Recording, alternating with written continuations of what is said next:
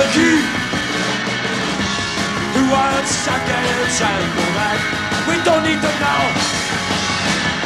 Or why should we accept the change of mind? Close up today. Kids, we're gonna change. Bring back the street. Shops built by all nation. Cannabis Street. Cannabis Street. Cannabis Street.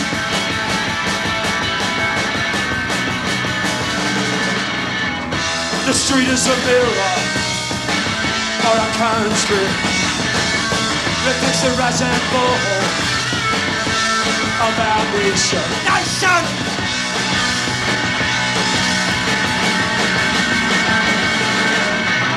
The street that was a legend is a mockery, a part of the British tradition.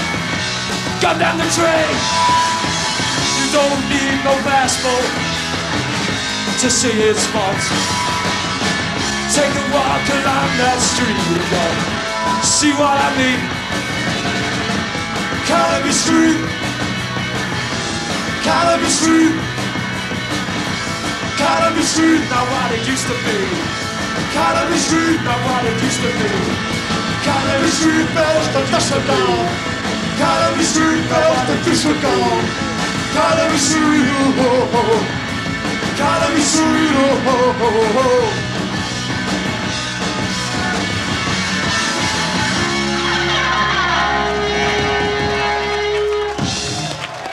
Let's get a little sleigh over there.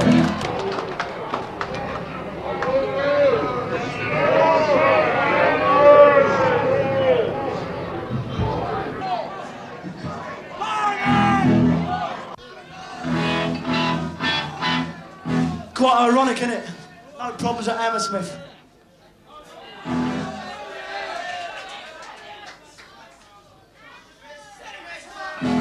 There's a tune you might know.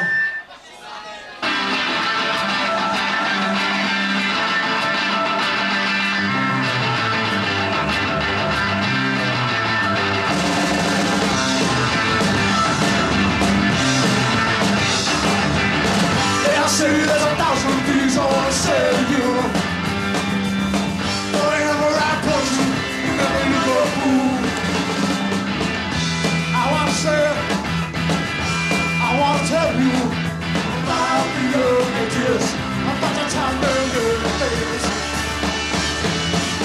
They all say that 1,000 faces are shining bright. I was gonna visit on the 25.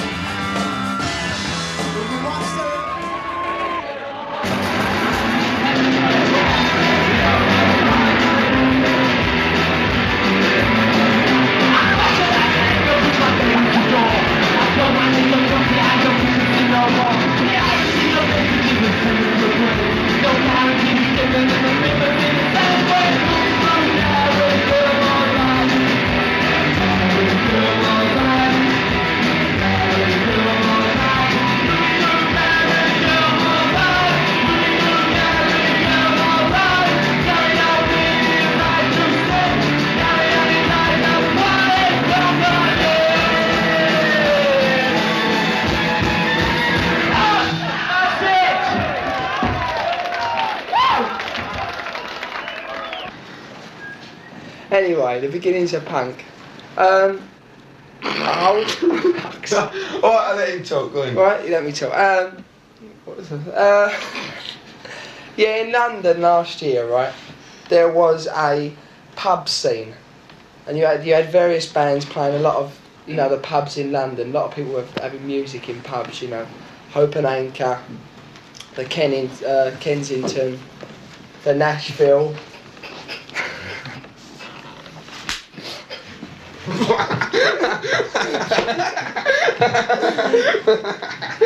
Jim, in or out? Come on.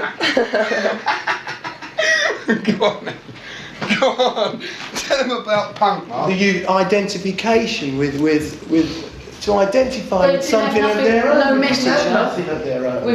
No kids have had a Everybody message was for saying years. how great the 50s were, how great the 60s were, you know, and we were all living off the 60s. How everything related to the Still having to put down in all that old crap that was going down, you know, like, you know, we needed identity of our own, you know, 1977. No, this political angle ain't new. They've done it all before in that movie, Yeah, Privilege with Paul Jones. Street Fighting Man by the Stones, you know, I mean, that was political, you know. But the point is, we're just, you know, talking about youth again, singing songs about problems of everyday life. Yeah, and people have just been singing songs about science fiction, fantasy, and You shit know, I mean, like that. nobody, what relevance is like, oh, I love my baby, you know, and I shagged my bird round the back street, you know, or what relevance is that today? There are problems, you know, which have been pushed underground for too long, which, today, you know, they have to be brought up to People ain't got life. time to think about the cosmos and the universe, you know, Yeah. when they ain't got any money to live on. Yeah. The whole Western world's a big joke. To go around, you know, you got 50 pence, you know, I used to get a meal or something at the movies. You know. It was totally boring, you know, after the hippie era, you know, when like everything was free there, you know, it was like, you could live off that, you know, it was great to live off that. I used to live off that personally, you know, that scene, you know, that era, you know. But, this is it, you know, and I just thought, well, the crap that was going down then, you know. 1 second. The crap that was going down then, you know, was like not relevant to me at all, you know. It was nothing to do with the way I felt, you know. So I thought, right, do it myself, you know. Consequently, you know, the band got together, you know. James Stevenson on guitar, Kerry Fortune on drums, Andy Koswowski, our manager, you know, Simon Vitesse on bass, you know. We just got together, we thought, right, let's change it, let's do something.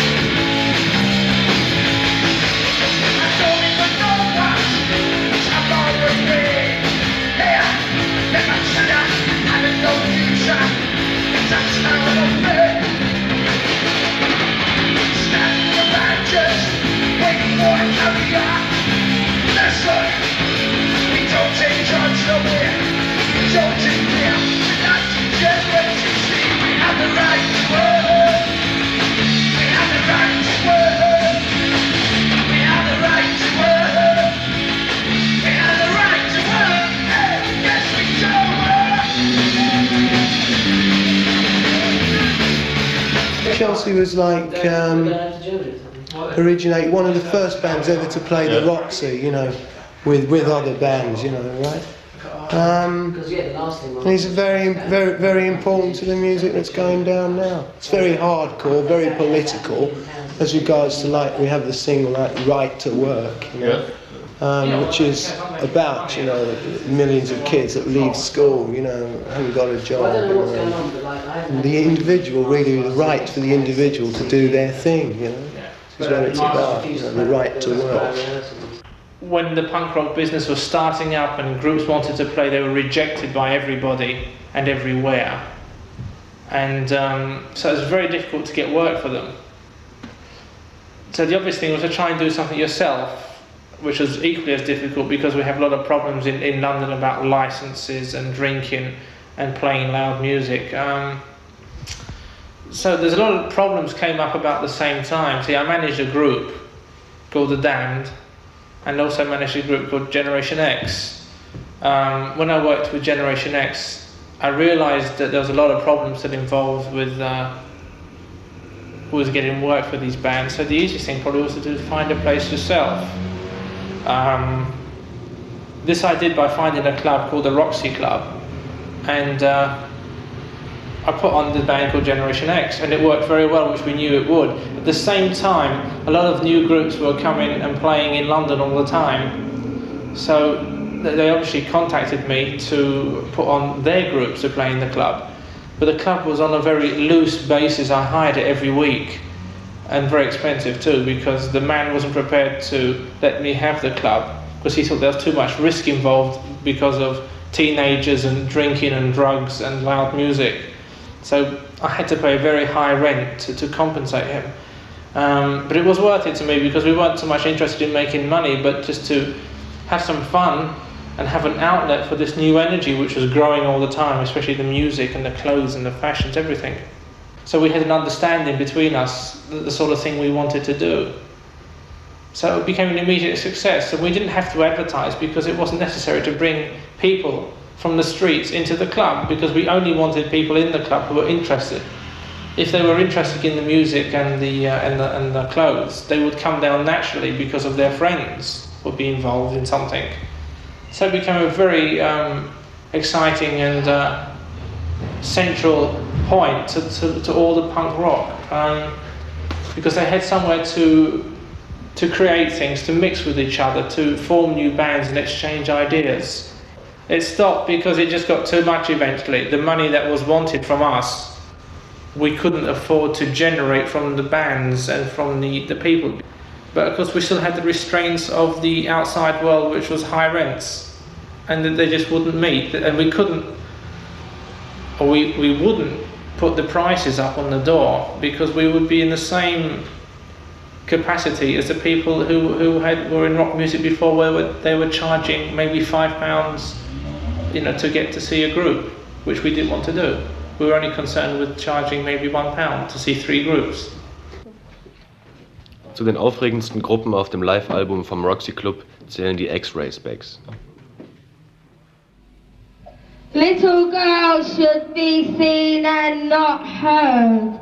Advantage of you! 1, 2, 3, 4!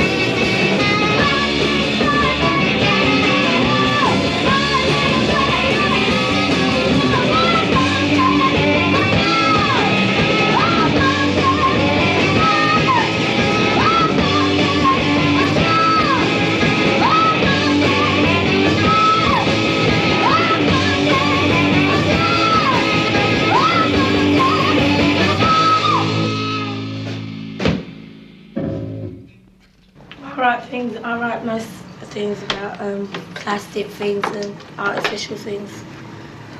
You could say they're social comments, but they're slightly different to what anybody else is writing. Do you like plastic? I mean, it's there, isn't it? I mean, it's part of now. It's not a question whether I like it. It exists, and I just write about things like that in my immediate environment.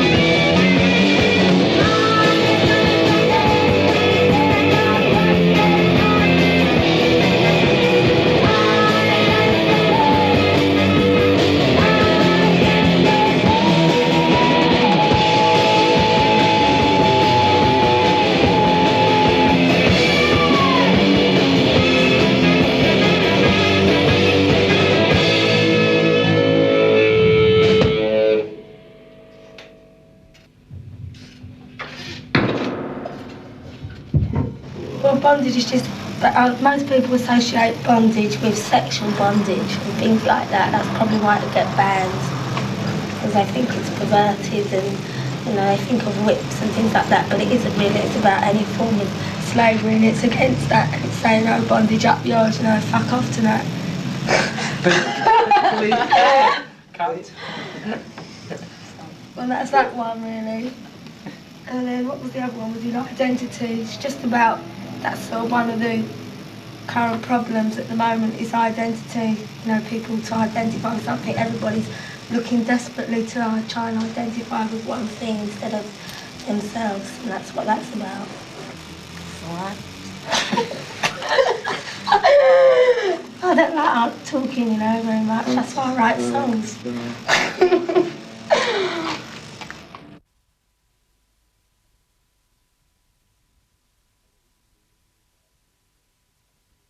Eine Riesendemütigung für einen Engländer ist es, in einem Hochhaus ohne eigene Haustür zu leben. In einem derartigen Haus im Süden Londons wohnt Arturo Bessick, der 19-jährige Bassist der Lurkers, mit seinen Eltern. Die Lurkers bestehen seit ein paar Monaten und haben mit ihrer selbstverlegten Single Shadows großen Erfolg. It's just, I've always liked energetic music, but it became really stagnant over the last 4 years, sort of the heavy metal groups with long guitar solos and 20-minute numbers. And I know, I just like it because it's so accessible. You can get, it's really easy to understand because it's, you know, 2-minute numbers and you get straight to the point with no mucking around. Not like someone like, I don't know, Led Zeppelin or Black Sabbath or whatever. It's really too long drawn out and you can go to sleep. I've fallen asleep at a Black Sabbath concert before. Even the volume couldn't keep me awake. I was just really bored. But punk is so much more energetic and to the point, you know. There are some punk groups like the Clash with political and social statements. What do you think about it? I think they're really good. I think they needed to be said. A lot of groups are just singing about love all the time, and that's always been done for years and years. No one's ever sung political songs before, and it's about time somebody did, because it affects everyone all the time. There's no doubt about it. You can't get away from politics. It affects every move you make. From drinking a pint of beer to buying a car or whatever. It's all to do with politics, which really stem from money, and the Clash can put political situations and aspects of politics into really a short space of time, 2-minute numbers, and really get a point over about it. So I think it's really good that people are singing about politics. How long are you playing now, the bass?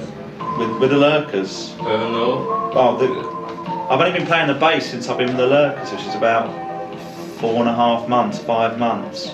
But I've mucked around just playing the guitar for about 5 years without ever doing anything. Just playing in my bedroom, you know, to myself, annoying my mum and dad, and making the ornaments shake on people's mantelpieces, you know, making the windows rattle. What's the first time I played with a group this time, the Lurkers, you know. It's really good. Better than all this stuff. What have you done before you become a musician? Worked as a storeman, gardener, packer in a factory, French polisher, newspaper boy. I was 10. Hot dog stand. I used to sell hot dogs at race meetings. I left school 5 years now. I've been on the dole for about 3 years of that, haven't I? Off and on. Off and on for about 3 years out of 5, unemployed. Out of choice mainly. Boomtown Rats. Useless. Not as good as the Lurkers. Have they ever got a lot of success? They are. Big record company behind them, putting all money into it. That's the only way you get a lot of fame. Corrupt. Sold out. Do you think you may be corrupt too by the business sometime? We haven't had the chance to be. No one's offered us any money. We've got managers, but they've got nothing. It's hard enough to get a packet of strings out of them. A set of strings, let alone £100,000 advance to live in luxury. To live in this place, right up in the sky, talking to the birds as they fly past the windows. Now, question to the parents: what do you think about punk rock and your son now as a musician? Well, I'm glad he's gone on a bit, you know. Because before He's doing something he likes, yeah. I've always been aimless, haven't I? Yeah, drifting about. Never done anything till I was in a group. Yeah. Have you ever seen a concert of the Lurkers? No. Come with earplugs on. I've heard his record though. What a record it is. It's alright. It's better than some of it, isn't it? Yeah. My mum said it's as good as anything the Rolling Stones have ever done, didn't you? Didn't you, Mum? It's better though. They've had it. Gone to America, they're not in English anymore, they're in British. Sold out. Little song and it's called Shadow. They might be next. Hold up.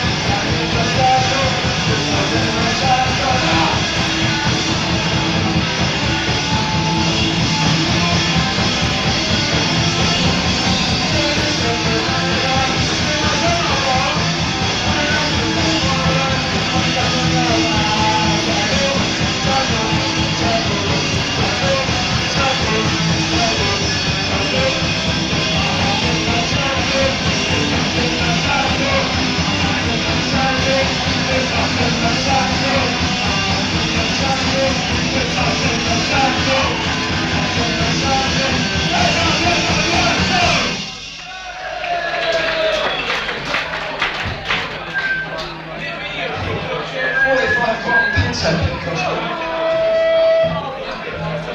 I'm not good. Turn the fans on, mate.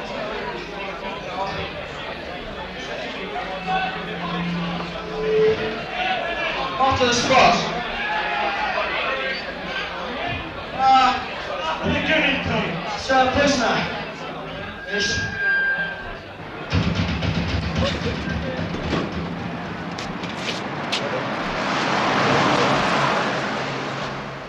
Das Red Cow in Hammersmith, wo die Lurkers spielten, ist weniger modisch als die Clubs der Innenstadt, dafür ist die Stimmung besser. Viele Bands haben hier angefangen, mittlerweile ist das Schild Free Admission aber auch schon durch Live-Music ausgetauscht worden. Vor den Lurkers sprang unangekündigt eine Band auf die Bühne, die meinte, Punk hieß, nicht spielen zu können. We've now turned up. Now let's get some music. How'd you like the rehearsal?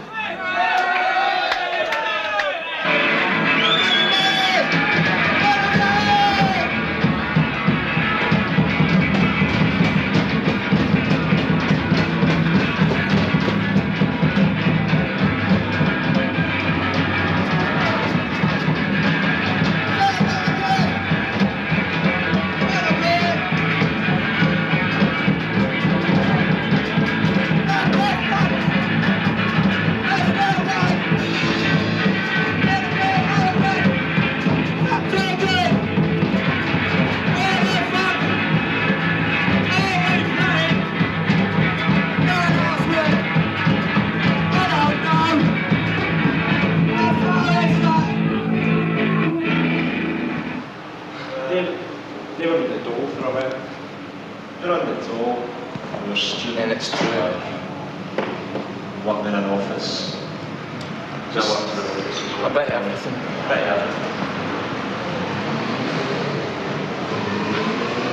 It's exactly a year. It's exactly a year tomorrow since we formed. Tomorrow was our first anniversary. Yeah. Happy birthday. Your life is a foul, you're cool. You're a pain in the arse, you're cool. You may need to smell, you're cool.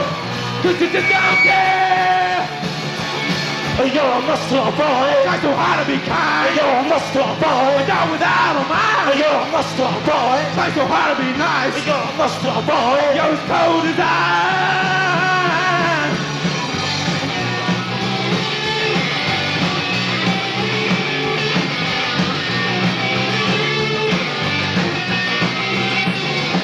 I've seen your face everywhere that I've been. Your face enhancement like a battle dream. Your homicide isn't how you appear. You're so stupid that it's driving me fair. You're cool. Your life is a foul. You're cool.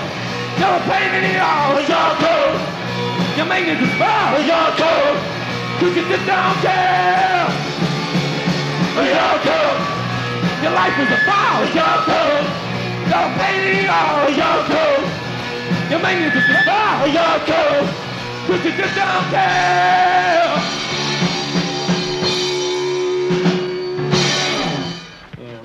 Zu den Schaltstellen im Punkbiss gehört das Büro von Miles Copland. Von hier managt er viele Gruppen und Plattenlabels und vertreibt Sniff and Glue, das wichtigste Punk-Magazin. But it's only, you know, it's in its infantile stages, really. This is only the second edition of this magazine. Right. What do you charge it at? £50 for full page. How much? £50 for full page. Yeah. What's the circulation? 5,000 this last time. Do you have anybody selling it here? Yeah, me. Because you might ought to talk to Harry, because, you know, I mean, he's selling all the glues. Maybe he'd be interested in helping distribute it. Yes, it would be nice. I'll have to talk to him more. But he's already got a setup for it. I mean, that's a lot of people are coming to us because we've already established a distribution network, and to slot something else in doesn't add any more cost to us and saves other people a lot of money. So I mean, sniffing glue is up to 10,000 circulation now, and if they're shipping that kind of stuff out, and you have another magazine, I'm sure he'd be interested in doing something. You know? Well, you'll have to introduce me. Yeah, he's here. You know. Hey, Harry. Oh, I got rather bored with the things that were going on, and I had some of the people in the office were telling me that things were going on in the clubs and wanted to come down and see what's happening, and which I did. And I spent time out in the clubs and see all the new groups. And the Roxy Club was in the beginning then, and I was very excited about it. Most of the groups I've been dealing with were groups at which were getting over 30 years old, almost 40. They had kids. It was very difficult to work with them because you'd start having success and they wouldn't be able to follow through because of their home life. For instance, the Climax Blues Band. We had a single which became a very big single in England, went very big in America. I had TV shows booked in Europe. They wouldn't go because they had something to do with their families, which is fair enough, but it means it's very frustrating for somebody dealing with older people. They don't work very hard, and so when you see the young kids and the energy that is being expressed by these kids, also the political aspect of it to me was very exciting. I've always been interested in the politics, and these kids are actually reacting to the society, which to me is far more important. There are two places right now that are interesting musically right now. That is New York City and London. London is twice as exciting right now musically as is New York. Maybe it's because the economic situation in England is more aggravated. It creates more ferment in the society. I don't know. But London is a very, very exciting place musically at the moment, and it's much easier for a group to get a start here. In New York, there are very few clubs that a group can play in. There's CBGB's, there's Max's, and one or two others. In London, there's 20, 30 clubs. All over the country, there's more clubs. So it's easier for a group to get in front of the people. I know you don't like folk music. By the way, I'm wearing a pair of Joan Baez's dirty panties. She wore them at the 1964 Newport Folk Festival. I was a big fan of hers back then, you know. I was only three years old. I didn't know no better, you know. She's okay. This song, this is for all you jerk-offs in the audience. Ooh, look at the wankers. This is called You Make Me Cream in My Jeans.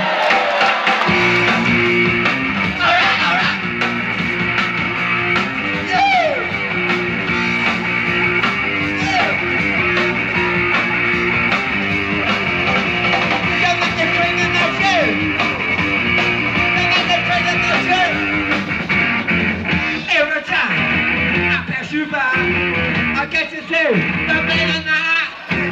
You make me cream in my jeans. You make me cream in my jeans. You make me cream in my jeans. I try so hard to run away. You make me do it every single day. You make me cream in my jeans. I tried and I tried, it's just no use. I try to break away, I can't get your loose. I'm trying to keep trying to save it, keep on the kids. Every time, it's just not the first time. You make me cream in my jeans. You make me cream in my jeans. Every time I pass you by, okay, you see, flame in my eye. You make me cream in my jeans. You make me cream in my jeans. You make me cream in my jeans. You make me cream in my jeans. You make me cream in my jeans. Yeah.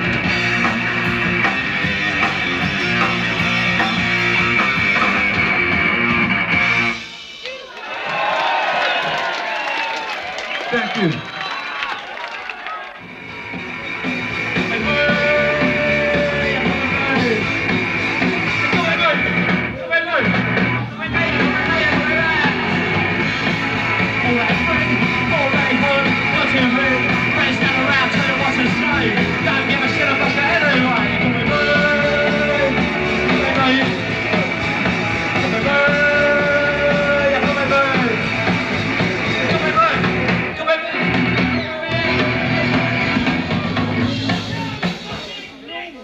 That's it, see ya.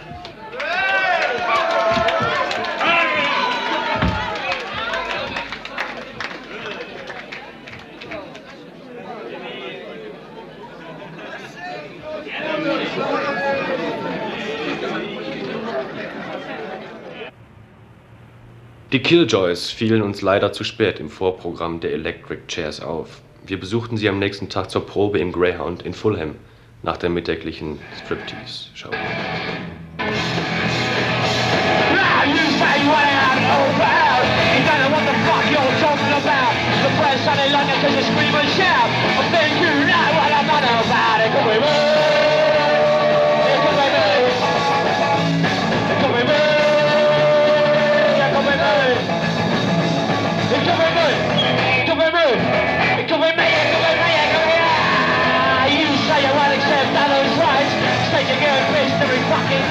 I have a little drink and a little fight.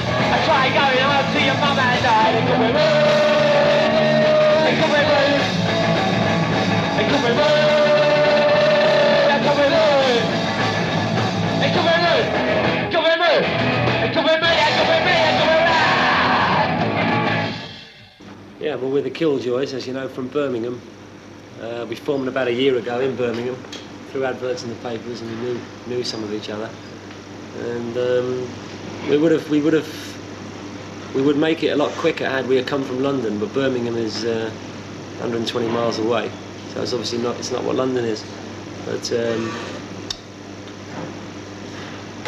things are starting to go all right for us now. You know, we've got a lot of people interested. We're going down well wherever we go, and we're accepted now in London, whereas we used to just play in Birmingham before. Can you please tell me something about the punk scene in Birmingham? Started off really laid back at first. There were only a few to begin with, and it's taken quite a long time to catch on in the initial stages, but John Tully and Barbara Ellis have done a lot to promote punk in Birmingham. London is where it comes from though, really. I mean, Birmingham's behind, there's no doubt about it. Birmingham is, London is the centre of punk, you know, it's the centre of the music world. And Birmingham people just do what London people tell them to do. If it comes from London and it's punk, they think it's good, whether it's good or not. They just do what London tells them to do.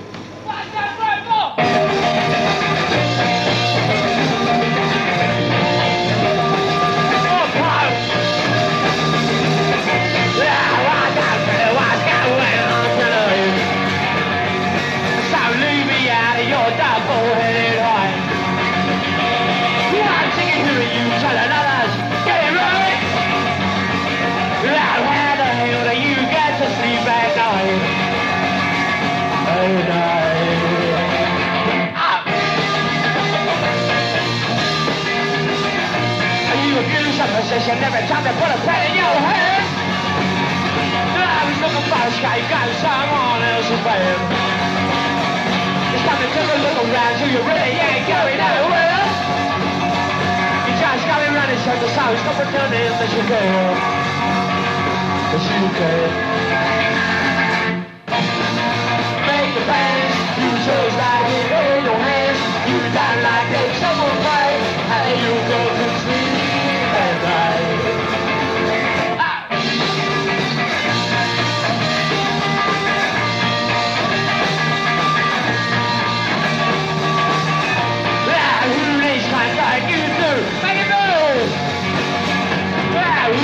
Bullshit, shoot and philosophy. I can do it up a hill as a bedhead starting away. You said it 3 months time, you'll be kicking them Cause it's up to you to make a man. You just lie in your hands. You got like that summer night. How you get to sleep at night. Cause it's up to you to make a man. You just lie in your hands. You got like that summer night. How you get to sleep at night.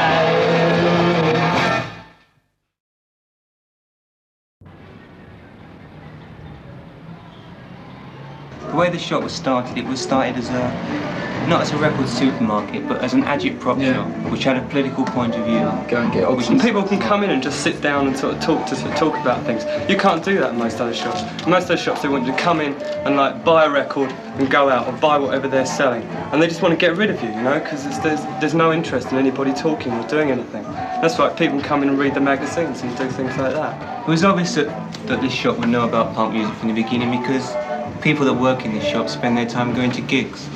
And if you go to gigs, you know what's going on because people tell you what's good. And if you've got ears to listen, you go along and see what's happening. I mean, that's the only reason why this shop was at the start of the new wave, because everyone here was involved in it. I mean, and as soon as we first heard the music, we knew that this was the kind of music we've been waiting for a long time. I mean, people come in to buy records and their attitude would be, well, I must get a new sound for this week. They get a piece of oral wallpaper and they take it home and they sit in their rooms and listen to it. Well, all that changed when people realised that there was a record that they really wanted to hear, not because it would make them sit down and forget about the world, but because it would make them get up and do something about the world, or at least feel good enough to go out and be on the street, and that was a change. It's just, I mean, it's just a matter of us realising that something was going on. And that whole Mr. Jones syndrome, you know, something is happening. But now it's getting bad because like people are coming and just buying every record without even thinking about it and not listening about it. Just because it's punk or something like that. You've got certain groups where they just buy straight on every time. It's just become a trendy thing now, isn't it? That's all. Punk is just a trend.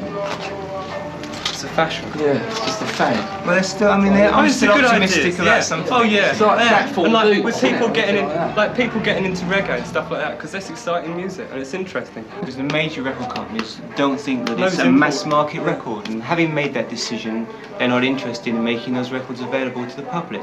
And if they're not available, people can't buy them. And given the fact that the music is made by black people, and there's a tremendous amount of racialism amongst white people in their attitude towards blacks, that also plays a part in it. But I mean, we feel really excited because boundaries are beginning to be broken down. We're finding that a lot of shops around the country are interested. In Germany too. I mean, we send records to a shop in Berlin. All right, I think they're a great band, and you all ought to fucking give them a good hiding, right? Because here comes the adverts, right?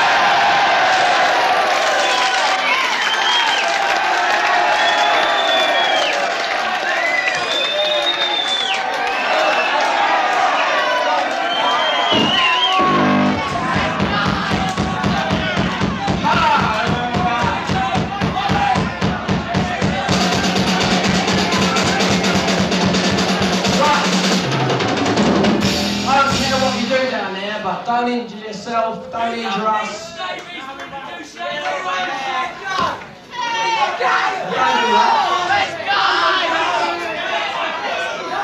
Apart from these words of wisdom, let's do it. Wake up one day!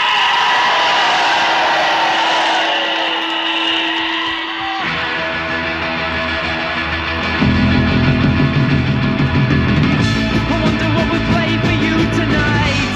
Something heavy is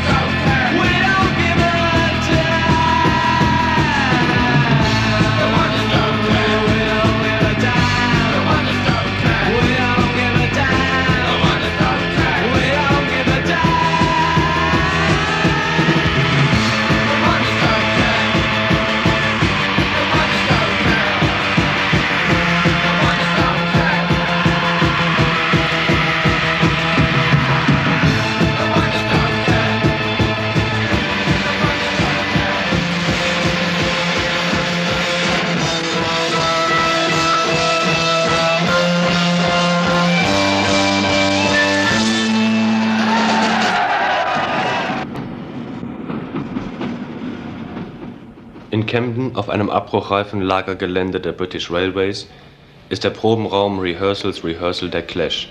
Er steht vielen neuen Bands zur Verfügung, im Moment Subway Sect.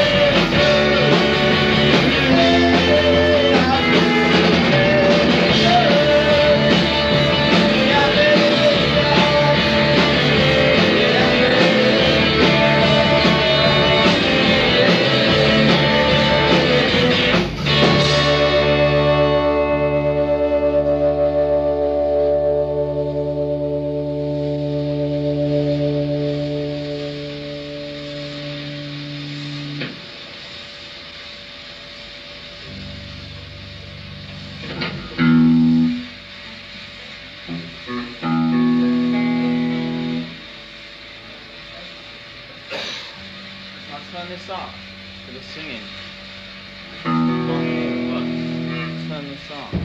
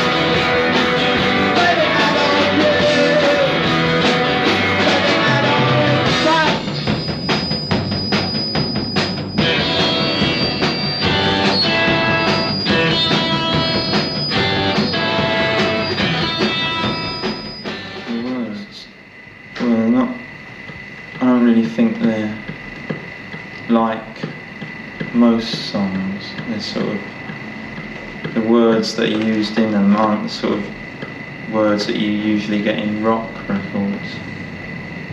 They sort of take these, I write, say an essay or something like that, and from that condense the words for a song. So it doesn't end up being sort of normal rock song, hopefully.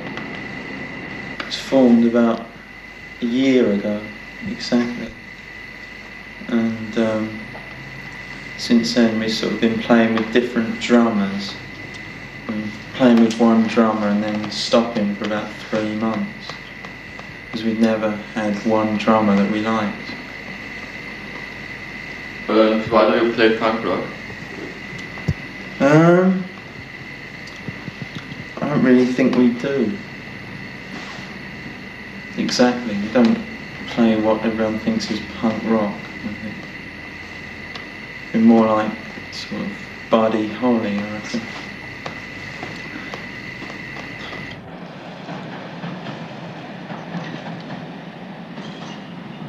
Auf demselben Gelände, über dem Übungsraum, wohnt Rodent. Rody und quasi 5. Mann von Clash. Oh yeah, load of old bollocks. That's where we were. Load of old bollocks. That's what all the new bands are. Nearly all of them copy the Sex Pistols or the Clash. Half of them are jumping on the bandwagon.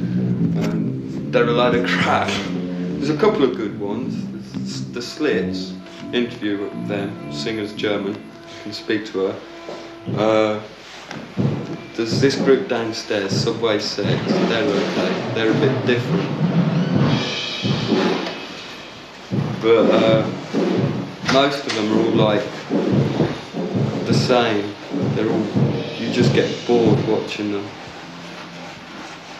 It's like when it started, wanted lots of different sorts of groups, not lots of groups all trying to copy each other. That's why like Clash and the Sex Pistols are the only two like of the old ones that were any good. All the rest sort of just copied. What do you think about reggae music? About what? Reggae music. Oh, Reggie. I've seen it. Green for the land, yellow for the sun that gives life to the land, red for the blood that was spilt for the land. It's great. Love it. I think it's like, it's good. A lot of bands are influenced by reggae. What do you think about? Well, a lot of bands were influenced by the Clash and the Sex Pistols liking reggae. No, a lot of them didn't know what it was until sort of 10 months ago. All they thought reggae was hey, make da da dee da da. They thought it was all Desmond Dekker and things, but they sort of like, lots of them didn't bother with it until recently, when it became fashionable. What have you done before you become a roadie of the Clash and the Pistols? As little as possible. Unemployed most of the time. Didn't work, didn't like working. Shall I tell them I was in prison? 2 weeks. Yes. And why? For insurrectionary activities. Expropriation of substances from other people, richer people. Stealing. Political activities. That's what the Angry Brigade man said in court. Well, for Sounds, being a paper that's geared to new music, to rock music, we became aware of the Sex Pistols, who were really the first band to open up the punk rock thing. The music papers, along with everybody else, was tired of the old game, the old music business game, and in consequence got very involved and very interested in punk rock. And Sounds was one of the first to really pick up on it and to explore it. And maybe, although this is more a case of the national press, to exploit it a bit. I mean, the national press have exploited punk for its sensation value and the violence really stems from their coverage and the fact that they've only really given coverage to the more violent aspects, not to any of the ideals, and certainly not very much to the music at all. They fail to understand the music, and they fail to understand the ideals behind the change, because I guess it affects their readership. Their readership is basically the generation with which the punks are not, or are disaffectionate. And in some cases, they have encouraged the violence between a non-existent group of TEDs. They're not really. There is no real TED movement as such. That whole movement died out in the 50s. That was when they reached their peak. That was when they were the new young rebels, and it's now just maybe even kids who've got nothing better to do on a Saturday other than go in search of some violence or something that will give them a chance to appear in the papers. Well, we're Teddy Boys. We like rock and roll because we think there's never been a better music, and we like our style of dress because we think it's the best. I don't like punk rockers, but there'll always be fights between different factions. Let's face it, there's no war, so people have to. It's like, if you like, bulls and a herd fighting one another. It's human nature. People are different. I don't like them. They probably don't like me. So I don't care. Why don't you like them? Well, to me they look effeminate. They don't look like they're going to even be men when they grow up. They look like some sort of third sex. It's weird. It's strange. They look like invaders from another planet or something. Very odd. They just... Really, their whole culture is alien to ours. It says it all. And the thing we don't like especially is that they copy some of our styles of dress, like they'll put a drape jacket on and then they rip it. You know? Stupid. And then they copy bits of our music and try and say it's new, and it just sounds like rock and roll played very badly to me. There's more and more Teddy Boys all the time. They just want to be different. They don't want to be like everybody else. And I think a lot of them, their parents were Teddy Boys. And they start talking about to their fathers, and they tell them how they used to get the clothes made and everything. And they want to be like their fathers, I think, maybe. It's 20 years ago.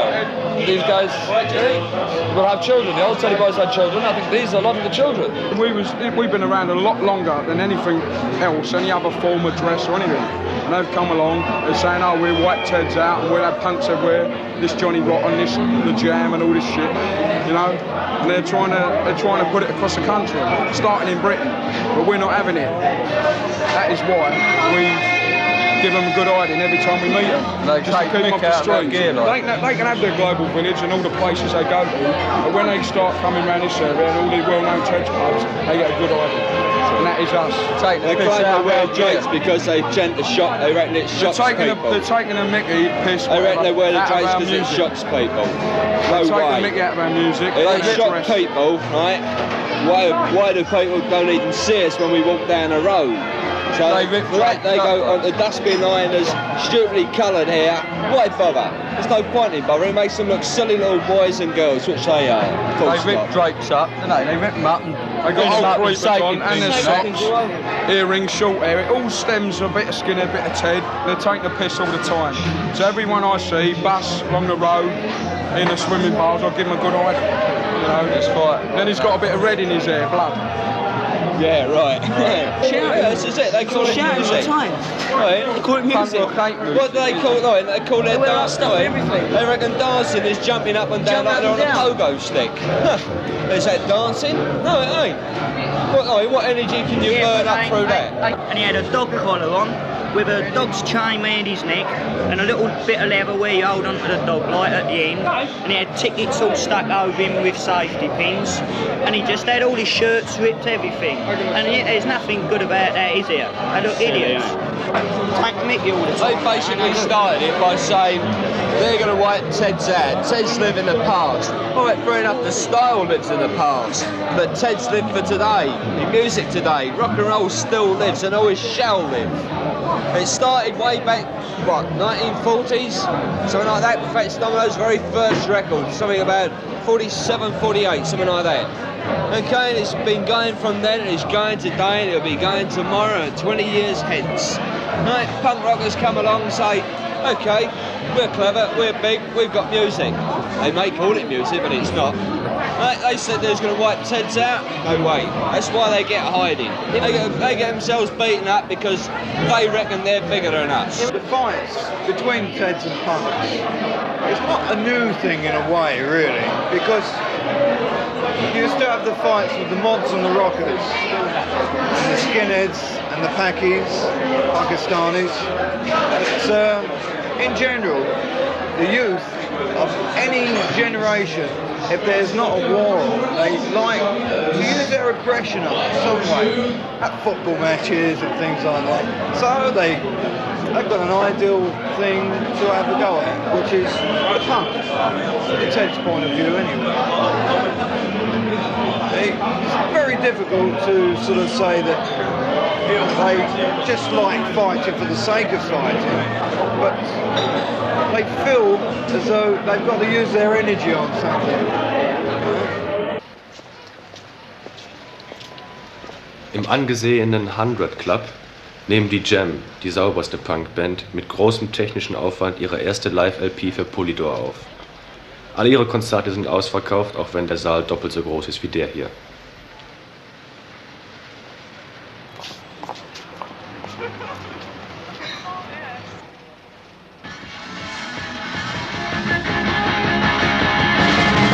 Take a look at the great street, the Docu machine. Remember how great it should be. They think what it was. Just a bullet of passion. People told what they want. The street that was a part of the British monarchy. British monarchy. Who wants seconds and go back? We don't need to know. But why should we accept the change of mind? Cause of today, kids will come and change. Bring back the street, shall still my own nation. Cannabis Street, Cannabis Street, Cannabis Street.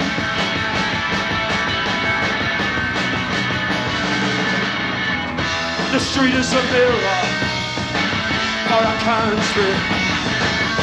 Reflects the rise and fall of our nation. Nation!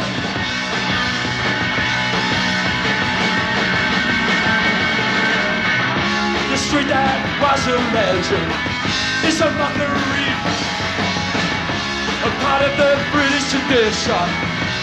Come down the train. You don't need no passport to see its spots. Take a walk along that street again. See what I mean? Cannabis Street, Cannabis Street, Cannabis Street, not what it used to be. Cannabis Street, not what it used to be. Cannabis Street, bells the dust are gone. Cannabis Street, bells the fish are gone. Cannabis Street, oh oh oh. Cannabis Street, oh oh oh oh.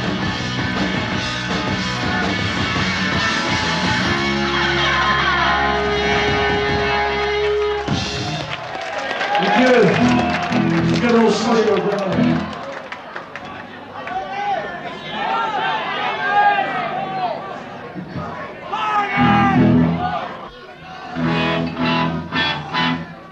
Quite ironic, isn't it?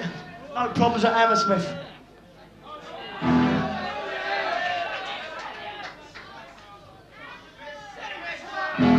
There's a tune you might know.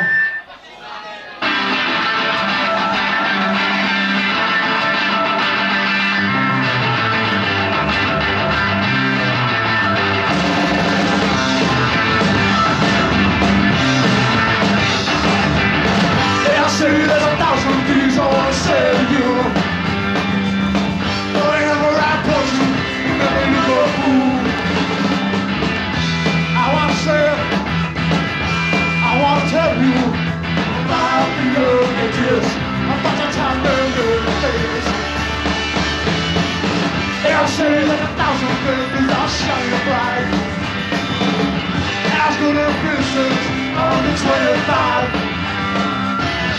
When we watch them, when we go to town, about the old ideas, about this and about your surgery time. Yeah!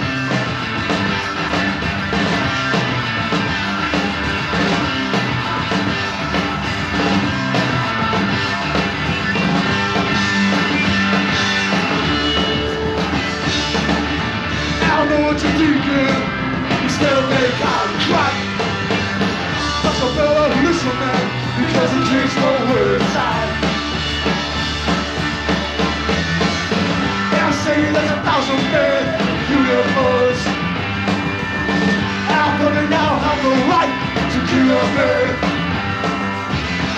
When we watch them, when we go to town about the images, and they make our bodies a fucking trial. And you said it. And you said it. And you said it. And you said it. And I'll say there's 1,000 things I want to say to you.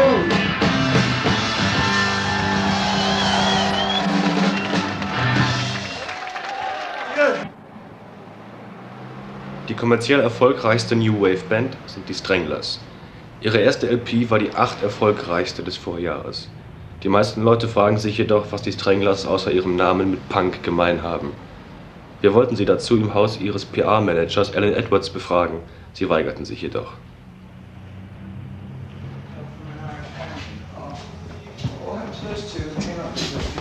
Right, one of those. One of the pictures. Oh, they're going to do it? Hey, look, I'm not on it. We want to statement why you don't want to stay in our movie. Hey? Right, give me a We want only your statement why you don't want to stay in our movie. Because I'm no prostitute. And you don't do. I don't want to sell any records in Germany. I want German bands to sell them in Germany. And you hate Germans, you say? Eh? Majority, yeah. Simply because we are Germans. No, because simply because you take and you don't give. You've got a lot of responsibility to the idea of Europe, and you're just taking. I'll play to the people who want to hear us in Germany, but otherwise I couldn't care a fuck. But a lot of people in Germany want to hear you and want to know something then they're about. going to hear us next week. They didn't want to hear us 9 months ago. See, I reckon I'm very suspicious of German motives. I reckon they're just a pose. You know, I don't believe they're genuine. Until they've proved themselves, then we don't want to know, you know? I don't understand your argument because... No, you never do. I think punk now is a joke, actually.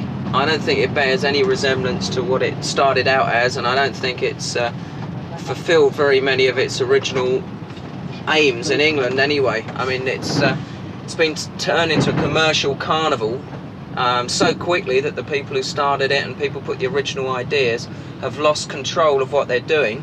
Record companies and the music business in general and the media have cashed in on it so quickly, and they've taken everything out of it. They've taken the creativity, the ideas, the imagination out of it, and they've put nothing back except money, and that has actually killed it. I mean, I think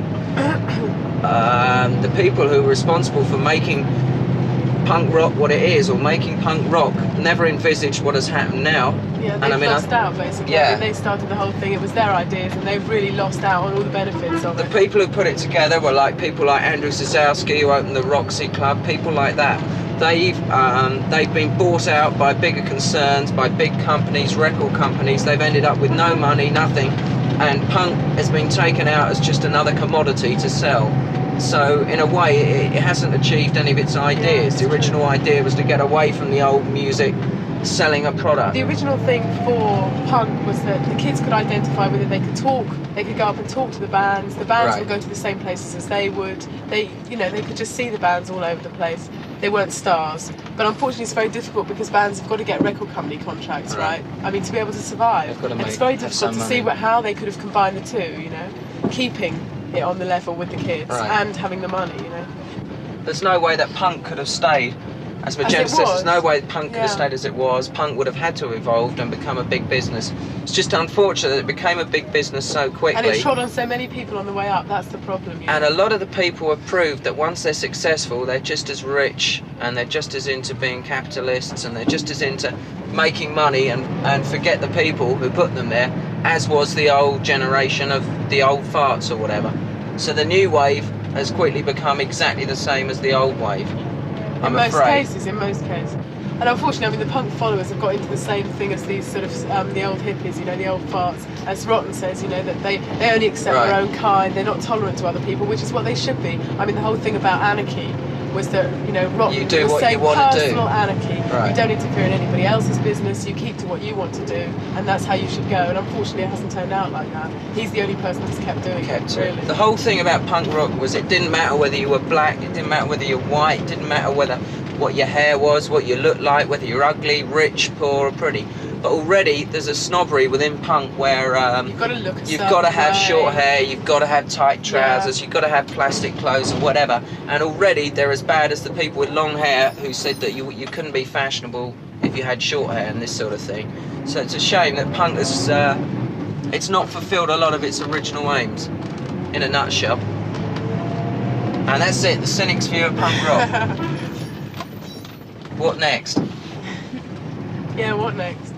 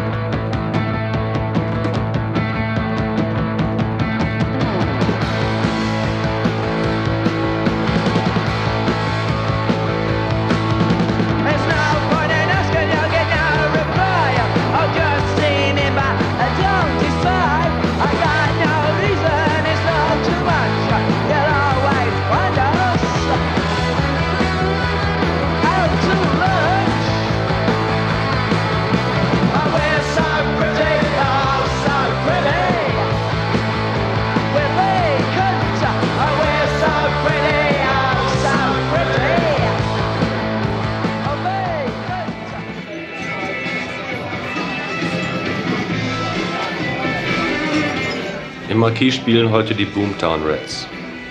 Obwohl an der Tür 700 Leute wieder weggeschickt werden müssen, ist es im Club so heiß und eng, dass der Sänger später auf der Bühne ohnmächtig wird.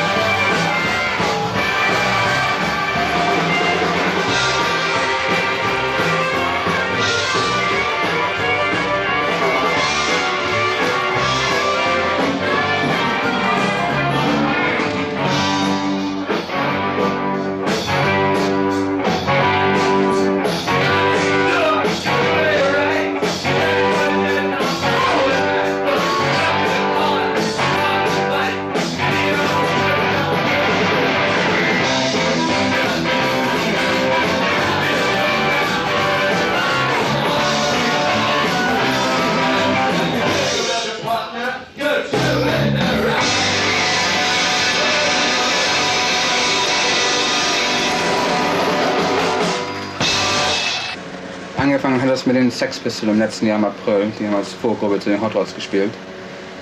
Und die waren musikalisch sehr, sehr schlecht. Der Sänger konnte nicht singen und der Bassgitarrist hat nur 3 Seiten gehabt und der Schlagzeuger war vollkommen besoffen. Ja. Dadurch wollten wir sehr schlecht mit dem Publikum angekommen und wir wollten keinen Punk mehr haben danach. Und über die Zeit, über die nächsten 3-4 Monate, die wir im Sommer über kamen, war das sehr, sehr populär geworden. Durch neue Mode und die Presse hat das sehr stark angenommen. Und viele Leute haben mich gefragt, ob ich nicht Punk buchen könnte. Und dann habe ich nachher nachgegeben und habe Punkgruppen gebucht im letzten Sommer. Das war ein großer Erfolg und seitdem machen wir Punkrock. Was war denn vorher das Hauptsächliche? Rockgruppen, Hardrock, Underground, ja, Hardrockgruppen. Und worin unterscheidet sich das Punk-Publikum und die Punk-Gruppen von den anderen Gruppen? Gibt es da Schwierigkeiten mit? Man hört ja einiges von Gewalt und sowas. Junge Leute kommen hier, um Musik zu hören, ob es Punkrock ist oder andere Gruppen spielen. Ja. Leute kommen hier, Musik zu hören für den Marquis Club. Die kommen nicht hier, um Schlägereien zu veranstalten oder sich zu betrinken oder was. Nur gute Musik für wenig Geld. Wie kommt denn das zustande, dass du als Deutscher hier das Marquis leitest, was ja so der wichtigste Laden in London? Als ich noch in Deutschland war, habe ich vom Marquis gehört und bin nachher nach England gegangen. Als ich in London war, bin ich zum Marquis gekommen und mir Gruppen angesehen und mir gefiel das hier. Und dann habe ich gefragt, ob irgendwelche Jobs hier gehen, und da habe ich in der Garderobe angefangen zu arbeiten und hart gearbeitet, 12, 14 Stunden am Tag, und langsam mich hochgearbeitet. Seit 3 Jahren buche ich die Gruppen hier und manage den Club. Meinst du, dass Punk noch eine Zukunft hat und das ist in nächster Zeit? Punk hat eine große Zukunft. Denn alle Schallplattenfirmen in London sind sehr, sehr stark daran interessiert. Und es verkauft sich sehr gut, weil was Neues ist, was Verschiedenes, was anderes ist mit ihrer Mode. Und es ist neu für junge Leute. Ja, die haben keine Lust mehr, in Konzertsäle zu gehen und sich Gruppen wie Yes oder Genesis anzuhören, weil es zu kompliziert ist. Punk ist einfache, harte Musik, ja, harter Rock, der sehr, sehr schnell gespielt wird, wo sich amüsieren können und mitmachen können. Und was hältst du persönlich von Punk? Geschäftlich gesehen ist sehr, sehr gut für uns, aber persönlich, also Musik, ich gehe nach Hause und höre mir die Eagles an. It's like, you just go down somewhere like the Vortex and that, and you listen to half the groups and you see how boring they are, and you find that most people will be put to sleep by it all.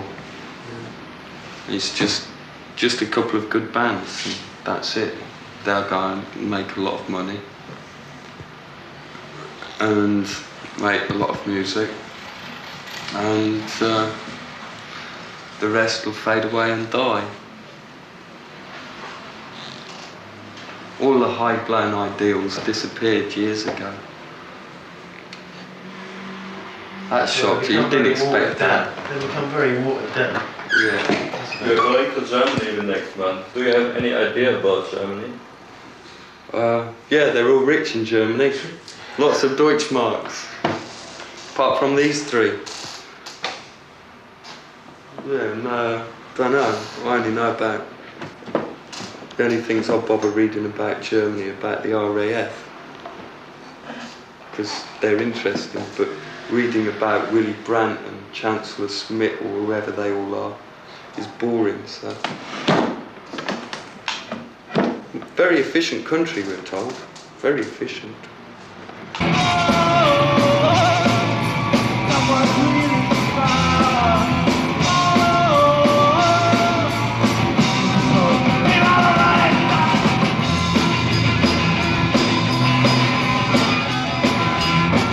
Met him and he met me, yeah, and then he met him, and we met him. right, then we both bumped into him. That? Yeah. Right. That's how we met. It was coincidence. And then we all met him together. And here we are, and then he met, fucked up. And then we met him coming in now. That was the worst time. And that's when we decided no, we formed about a year ago. You know, well, 2 years ago, wasn't it? No. People ask us this question all the time, you know. I'd say 18 months. 18 months, right? You nicked my fucking phone back again. Why Roland, come on. Essen. It's a bit of drink. We haven't ate since we've been here. We've been here 3 days. We haven't had a thing to eat yet. You don't want people.